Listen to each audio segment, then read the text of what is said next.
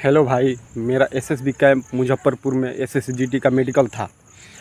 आपको मैं ये बता देता हूँ कि यहाँ पर वहाँ पर क्या क्या प्रोसेस हो रहा है, ठीक है। एंट्री से एग्जिट तक सब बता दूँगा। आप मेरा बात को सुनिए और वही फॉलो करिएगा जो मैं बता दूँगा, ठीक। बस पहले तो मेरा 17 जुलाई का था मेडिकल, मैं 16 जुलाई को वहाँ पर पहुँच गया। फिर वहाँ से हम लोग 6 बजे गेट पर आए, 6:20 में एंट्री किया, ठीक। फिर गया, बैठाया और कहा कि भाई अपना ये फॉर्म दिया और उस पर भरने के लिए कहा था। रोल नंबर ये सब कोई होता है जो आप जानते होंगे क्या क्या भरना है, वो सब कहा था, हम लोग भर दिए। फिर उसके बाद सटा हुआ था कि डॉक्यूमेंट क्या क्या चाहिए, वो डॉक्यूमेंट निकलवाया। फिर चेस्ट नंबर दिया रोल नंबर के हिसाब से। 20, 21, 22, 25 का ग्रुप बन रहा है, 4 ग्रुप लड़का लोग का, और लड़की का एक ग्रुप बन रहा है अलग ही। 25 लोग को लड़की को बुला रहा है, जिसमें से हम लोग का ग्रुप में 23 लड़की आई थी। अब उन लोगों का उतना हमको मालूम नहीं है, लेकिन हम अपना बता सकता हूँ, ठीक। फिर वहाँ पर हुआ, हम लोगों का थी डॉक्यूमेंट वेरिफिकेशन होने लगा। डॉक्यूमेंट वेरिफिकेशन में आप पहले तो ओबीसी से हैं तो आपको ओबीसी अनिवार्य है। क्रूशियल डेट का नहीं भी रहेगा तो कोई दिक्कत नहीं है, और नेक्जर चाहिए, और निवास कभी का हो निवास चल जाएगा। फिर उसके बाद आपको बोलेगा कि एक आइडेंटिफिकेशन दीजिए, आधार कार्ड मान के चलिए, आप आधार कार्ड पैन कार्ड कोई भी लगा सकते हैं, कोई दिक्कत नहीं है। फिर उसके बाद आपको डॉक्यूमेंट वेरिफिकेशन करवा लीजिएगा, सब आधार कार्ड और उसका ओरिजिनल लेगा, ओरिजिनल आधार कार्ड मांगेगा। और फिर 10th का सर्टिफिकेट और 10th का मार्कशीट मांगेगा। फिर उसके बाद आप डॉक्यूमेंट वेरिफिकेशन करवा लीजिएगा। फिर उसके बाद आपको ले जाएगा, बैठाएगा। फिर आपको यूरिन ब्लड और एक्सरे करेगा। उसके बाद आपको घर भेज देगा। हम लोग का तो भाई फर्स्ट दिन था, इसीलिए लेट लगा, नहीं तो आप लोगों का 2 से 3 बजे आप लोगों को विदा कर देगा। जिसका 20, 21, 22, 23 का था होगा, 2 से 3 दिन में आप 2 से 3 बजे आप लोगों को विदा कर देगा कोई। फिर सेकेंड डे बुलाया हम लोगों को।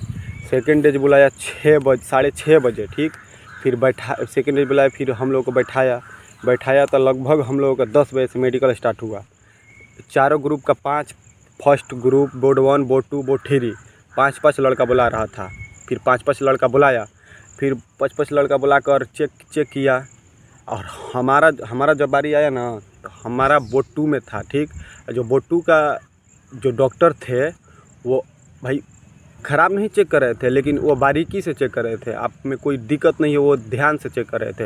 नहीं तो बोर्ड 4 का आप जानते ही होंगे, हम तो बता दिए हैं आप लोगों को खुद कि बोर्ड 4 वाला थोड़ा हबड़ा कर चेक कर रहा है। जल्दी किसी का कान छूट गया, किसी का दाँत छूट गया, कोई दिक्कत नहीं है, आप एकदम आराम से वहाँ पर चेक हो जाएगा। अब बोर्ड 2 का भाई बारीकी से चेक कर रहा है, लेकिन फेल नहीं कर रहा है भाई। हमारा 20 बैच बना था, 13 पास किया था, समझे। 20 लड़का था और 13 पास किया था। जानते ये बहुत बड़ा रेशियो है, 70% लगभग रेशियो है। 70% भाई बहुत कहता है, ठीक है ना। और री मेडिकल में भी पास कर देगा। डीआईजी खुद आकर कहा था कि भाई री मेडिकल में भी हम लोग पास कर देते हैं। यहाँ पर थोड़ा सा दिक्कत है। इधर हम आए हैं अपने गाँव के साइड बगीचा में अपन बैठे हुए हैं। इसके आप फिर हमको ले गया, चेक करवाया। फर्स्ट वहाँ पर गेट पर ले गया, जो फिर आँख 6x6 चेक कराने के लिए लाइट बोर्ड सब है। आप एकदम बढ़िया से आप जाइएगा। जब आपका डॉक्टर आएगा, आपका नाम पुकारेगा। आपका नाम क्या है? मेरा नाम विजय कुमार, मेरा नाम पुकारा। फिर वो गया 6x6 वाला में। फिर एक फौजी साहब है, वही आँख पर एक पट्टी लगा रहे हैं। और वो आप उनसे कहिएगा कि सर हमको दिक्कत होता है, ठेकाइएगा मत, फुलके से रखिएगा। तो आपको फुलके से रखेंगे। हम कहे थे कि सर ठेकाइएगा मत, हमके ऐसे एकदम खुल के करिए, कोई दिक्कत नहीं है। तो आप कह दीजिएगा, आप भी कह दीजिएगा, कोई दिक्कत नहीं होगा, एकदम खुल कर कहिएगा। फिर 6x6 पढ़ाया। हमसे तो इंग्लिश वाला पढ़ाया, और सी वाला जो होता है ना, अप डाउन राइट लेफ्ट वाला, वो पढ़वाया। फिर वो पढ़वा दिया। फिर हमको अंदर ले गया, 5 लड़का को अंदर ले गया पढ़वा कर। और ये हिंदी वाला भी है, जो हिंदी वाला में भाई हम आपसे आपको ये बताना चाहता हूँ कि आप ये ट, न, स, म, त, ये थोड़ा लड़का लोग को नहीं दिखाई दे रहा है। कोई भी लड़का जिसका 6x6 आँख है ना, उसको भी नहीं दिखाई दे रहा है। आप ये वाला याद कर लीजिएगा, या चाहे हिट से आप पकड़ लीजिएगा। याद नहीं रहेगा तो आपको हिट से आप पकड़ लीजिएगा, कोई दिक्कत नहीं होगा। 6x6 में फिर अंदर ले गया। हम लोगों को जो हाथ ये सब कैरी एंगल सब चेक किया, फ्लैग फुट, कैरी एंगल ये सब चेक कर दिया। और फिर कहा कि भाई अपना कुर्सी बैठाया हमको बीपी चेक करने के लिए। तो सबसे पहले तो वो नियर विजन चेक किया, छोटा सा किताब था, एक आँख पर वो कोई लकड़ी सा ऐसी था रखा, एक आँख मुंदवाया और फिर नियर विजन चेक करवाए। हिंदी वाला भाई हमको भी नहीं उतना समझ में आ रहा था, तो हम कहे कि सर हमको इंग्लिश वाला पढ़ाइए। तो हम इंग्लिश वाला वो पढ़ाया, तो हम इंग्लिश वाला फट बतला दिए, इसमें कोई दिक्कत नहीं। बीपी चेक किया, उसके बाद बीपी चेक कर दिया, तो फिर बीपी भी मेरा नॉर्मल था। फिर वहीं पर कान चेक किया और फिर वहीं पर कलर विजन देखा। कलर विजन भी, कान भाई एक मशीन होता है उसी से चेक कर रहा है। कलर विजन भी जिसका नहीं है वो फिट ही है। कलर विजन का कोई पैदाइशी कलर विजन होता है, या आप भी जानते हैं, कलर विजन किसी को नहीं रहता है, एक आध दो को रहता है। हम लोग को तो बैच में किसी को कलर विजन नहीं था, हम लोग को फर्स्ट दिन भी किसी को कलर विजन नहीं था, आज तक हम सुने नहीं है, किसी को होगा तो हम नहीं जानते हैं। और ये हुआ, फिर हमको बैठा दिया गया, फिर हमको बैठाया नहीं, फिर वहीं पर सब बारीक बारीक से लड़का को यही किया।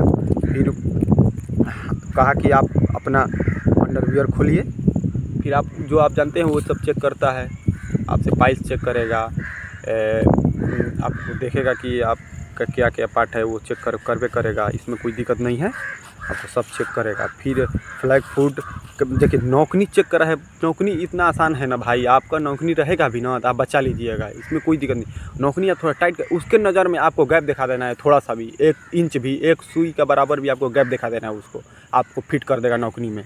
कैरी एंगल भी आपका है ना तो थोड़ा टाइटवा, हाथवा थोड़ा टाइट मत कीजिएगा, थोड़ा फुल कर रहिए, आपको कैरी एंगल नहीं समझ में आएगा। कैरी एंगल जिसको डाउट हो रहा है वही एथी से चेक कर रहा है, स्केल से, नहीं तो ऐसे भी हम लोग का स्केल से चेक नहीं किया। ये सब देख लिया। फिर वेरिकोज वेन कहा कि 14 बार उछलो, 14 बार उछलवाया। फिर वेरिकोज वेन हम लोग किसी के 5 लगा में किसी को नहीं था, ये सब करवा लिया। फिर अब टीथ वो थे, मेरा नोज भाई, नोज में थोड़ा डीएनएस था, नोज चेक किया तो नोज में थोड़ा सा डीएनएस था, लेकिन पॉइंट नहीं दिया। फिर काट दिया नॉर्मल लिखकर, फिर काट दिया था। वो खुद कहते कि बाबू तुम्हारा हम काट दिए हैं नोज, कोई दिक्कत नहीं है। हमारा नोज ऐसे करवाया और ऐसे कहा कि फूको सांस लो, तो हम ले लिए, तो फिर कोई दिक्कत नहीं है, इतना चलेगा। तो उस नोज भी टीथ भी टॉर्च बार कर चेक कर रहा है। ये सब पॉइंट 22 पॉइंट वाला 14 पॉइंट में पास, ये सब कोई वहाँ पर इशू नहीं है। टीथ भी आप नॉर्मल हो जाएगा, फिट हो जाइएगा। टीथ जिसका थोड़ा सा ख़राब भी है वो चल जाएगा, वहाँ पर कोई नॉर्मल एकदम। आपको हम इतना ही बता देना, आप जाइएगा तो वहाँ पर एकदम खुश होकर आइएगा। आपका थोड़ा सा पॉइंट भी है ना तो पास वो कर देगा।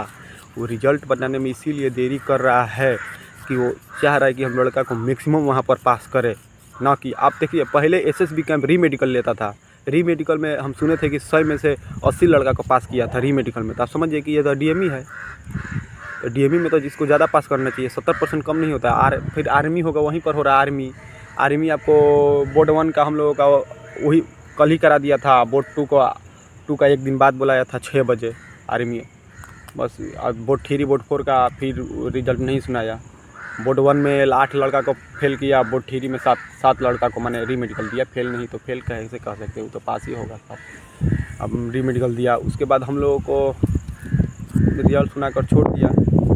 और कुछ भाई पूछना होगा तो भाई कमेंट बॉक्स में आप लोग बतला दीजिए। भाई मेरे से कोई गलती हो गया हो तो हम फर्स्ट बार वीडियो बना रहे हैं, हमको थोड़ा बोलने का एक्सपीरियंस नहीं है, इसलिए भाई हम सोचते हैं कि आप हम गलती हो गया तो आप हमको माफ़ कर दीजिएगा। इससे कोई ज़्यादा इशू नहीं होना चाहिए। जो हमको समझ में आया आप हम बतला दिए, इससे हम ज़्यादा नहीं पर्सनली बात करोगे तो हम बतला सकते हैं। नहीं तो हमको वीडियो बनाने का कोई शौक़ नहीं था, लेकिन हम सोचे कि बना दे। ऐसे हमको बोलने आता नहीं भाई है, जो बोले हैं वो सब आप देखिए होंगे।